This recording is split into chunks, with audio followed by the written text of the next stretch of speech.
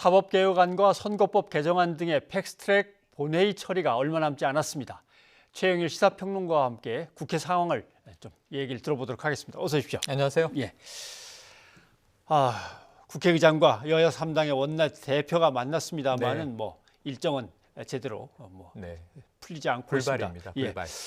그런데 얘기들이 조금씩 다릅니다. 네. 민주당 원내대표는 이제 국회 본회의로 넘길 때가 됐습니다. 부의하십시오라고 이제 얘기를 했고, 뭐 나경원 자유한국당 원내대표는 불법입니다. 이건 뭐 요건을 전혀 갖추지 못했다. 그 다음에 오신환 대표는 패스트트랙의 기본 취지에 맞지 않습니다. 이거 뭔가 조금씩 다른 내용인데 설명을 해주셔야겠습니다. 말씀을 드리죠. 일단은 이 언제를 부의 시점으로 볼 것이냐. 패스트트랙 그러면 이제 180일 동안의 소관 상임위에 이제 이 검토가 날짜가 박혀 있죠. 그걸 이제 이 문희상 국회의장과 민주당은 자 이제 10월 29일이면 부의 가능한 날짜가 됐다라고 보는 이유는 원래는 법사위로 넘겨서 90일 동안 3개월이죠. 체계와 자구 심사를 받는 것이 원칙이긴 합니다. 그런데 이 세 개 법안이 다 법사위 소관이에요.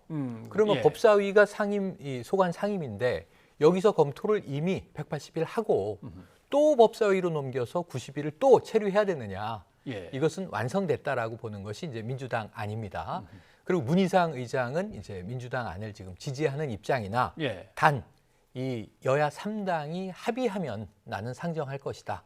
다만 부의는 자동 부의니까 그럼 민주당 안대로 법사위 90일은 필요 없으므로 내일 부의할 수 있다. 이게 이제 의장 입장이에요. 여당 입장이기도 하고. 그리고 이제 이 자유한국당은 원천적으로 패스트트랙 자체가 불법으로 규정하고 있습니다. 그러니까 패스트트랙 인정 안 한다. 하지만 또 이제 100번 양보해서 인정한다 하더라도 이 지금까지의 법안들, 특히 공수처 설치 법안 같은 것들은 법사위 소관 아니다. 그리고 이게 어디서 통과됐는지를 생각해 보시면 사개특위에서 통과됐잖아요. 이 사개특위는 국회법상 체계 자구 심사의 임무를 부여받지 않고 있다. 따라서 법사위 90일은 또 필히 통과해야 한다. 이런 입장이에요. 그렇게 되면 이제 법사위 90일을 더 기다리면 내년으로 넘어갑니다. 이게 지금 이제 이 자유한국당의 의견인 거고요. 그 사이에서 지금 오신환 이 바른미래당 원내대표 같은 경우에는 일전에 11월 후반 정도면 부의해도 좋을 것 이렇게 이제 어느 정도 입장을 밝힌 바는 있는데 오늘 여야 3당 회동에서는 어쨌든 합의 정신을 좀 강조한 입장이고요. 그리고 지금 민주당이 밀어붙이는 것은 패스트트랙 정신에 부합하지 않는다. 이런 입장을 낸 거예요. 그러니까 여전히 세 당이 교섭단체 3당이 차이가 있는데 이 중간에 캐스팅 보터 역할을 하려고 하는 바른미래당의 의지는 읽히고요. 어쨌든 한국당과 민주당은 좀 정반대 입장을 보이고 있습니다. 알겠습니다. 이제 자유한국당의 나경원 원내대표가 저는 분명히 말씀드렸습니다. 확실하게 불법이라고 말씀드렸습니다. 이렇게 말을 붙이면 그다음부터 벌어지는 일은 책임지십시오. 이런 뜻으로 들린단 말이죠. 맞습니다. 그러니까 만약에 정말 법적으로 따진다면은 어느 쪽이 맞겠습니까? 그러니까 법조계에서도 양론이 있어요. 지금 어떤 거냐면 이제 문희상 국회의장도 국회의장인데 입법부의 수장인데 법적 검토를 안 했을 리는 없죠. 그렇죠. 법률적 검토를 여러 자문위원들에게 문의한 결과 다수가 10월 29일을 부의 가능한 날짜로 보아도 무방하다라는 답을 받았다. 그래서 난 할 수 있다. 이런 입장이고요. 또 자유한국당은 자체적으로 이 세미나도 열었습니다. 헌법학자들 이제 의견도 구했고요. 또 이제 전 이제 그 입법조사처장의 이 의견도 구했는데 나경원 원내대표는 또 이렇게 이제 이야기를 합니다. 9명의 헌법학자에게 물었는데 7분이 부의해서는 안 된다라는 의견을 전해왔다. 따라서 불법 가능성이 더 높다라는 게 또 이제 한국당의 입장이에요. 그러니까 사실은 다 법적 근거들을 가지고 있는데 이 헌법학자들의 의견이 딱 하나로 뭐 만장일치되지 않는 해석의 여지가 지금 있는 것이 현 상황으로 보여집니다. 그렇군요.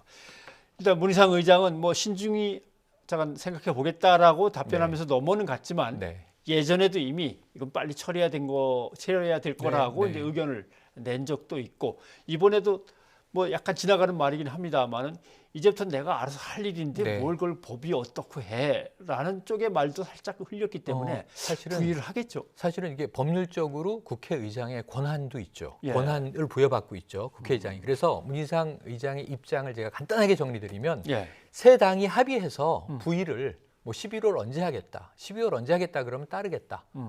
이 여야 3당이 합의를 해서 이건 법사위 90일 검토를 넣자. 예. 그럼 넣겠다. 하지만 합의가 안 되는 상황이라면 국회의장의 권한이므로 합의가 없으니까 국회의장은 내일 부의하겠다. 내일이 자동 부의일이다라고 보는 게 문 의장의 입장이고요. 다만 여기서 부의와 상정이 구분이 됩니다. 그렇죠. 예, 네. 구분을 좀 해봐야겠죠. 그러니까 결국 이 법안이라는 게 국회 본회의를 통과하려면 표결에 붙여야 되는데요. 네. 이 역산하면 표결에 붙이기 전에 반드시 안건 토론해야 되고요. 네. 안건 토론을 하려면 상정이 돼야 됩니다. 네. 그러니까 상정 이전에 상정할 수 있는 상태로 만들어 놓는 게 부의인데 부의. 예. 이 국회의장 입장은 부의를 내일 한다고 한들 상정되는 게 아니지 않느냐. 그렇죠. 예. 근데 물론 여야 합의가 안 되면 국회의장이 직권 상정할 수도 있습니다. 또 직권 상정이 아니고 패스트트랙의 경우에는 부의 후 60일 이후에 상정을 해야 됩니다. 예. 그러니까 어차피 지금 내일 부의가 되면 12월 말에는 상정이 되게 되는 것이죠. 예. 그래서 이게 자동 상정이냐, 이 의장의 직권 상정이냐, 여야 합의하에 이제 표결에 붙일 때가 되었으니 토론 끝내고 이제는 표결합시다 하는 상정이냐, 이게 세 가지 경우가 좀 다르긴 하지만 예. 문희상 의장은 상정은 여야 합의까지 좀 지켜볼 테니 예.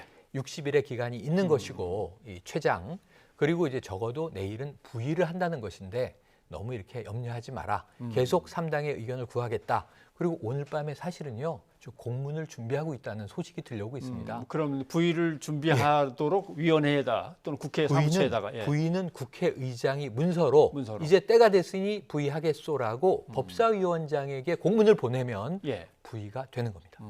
그렇군요. 알겠습니다. 이제 원내 3당 교섭단체 이제 원내대표 연설이 이제 시작이 됐죠. 네, 오늘 민주당 이제 오늘 여당이 시작을 있었죠. 했습니다. 네.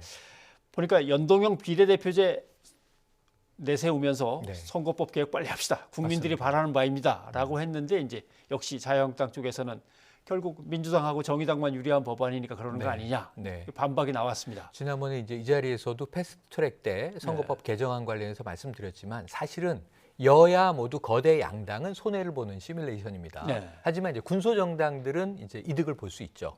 이 정당 투표를 가지고 투표율에 의해서 비례대표를 이제 받는 경우에 예. 사실은 정의당도 좀 늘지만 과거 국민의당으로 시뮬레이션 했을 때도 늘었는데요. 국민의당이 지금 많이 쪼개져 있지 않습니까? 네. 바른미래당도 지금 신당창당 얘기가 나오고 있고 지금 민주평화당도 이미 쪼개져서 민주평화당, 구민주평화당은 4명, 예. 그리고 이제 대한신당으로 10명 무소속이 나와 있단 말이죠. 이런 경우에 지금 어떻게 될지는 알 수가 없습니다. 예. 그럼에도 불구하고 적어도 민주당과 한국당은 이제 의석을 손해볼 가능성이 있는데 한국당을 좀 끌어들이기 위한 전략이 전 심상정 대표의 10% 의석을 늘리자인데 330석 정도로 늘리면 예. 지역구도 보호가 된단 말이죠.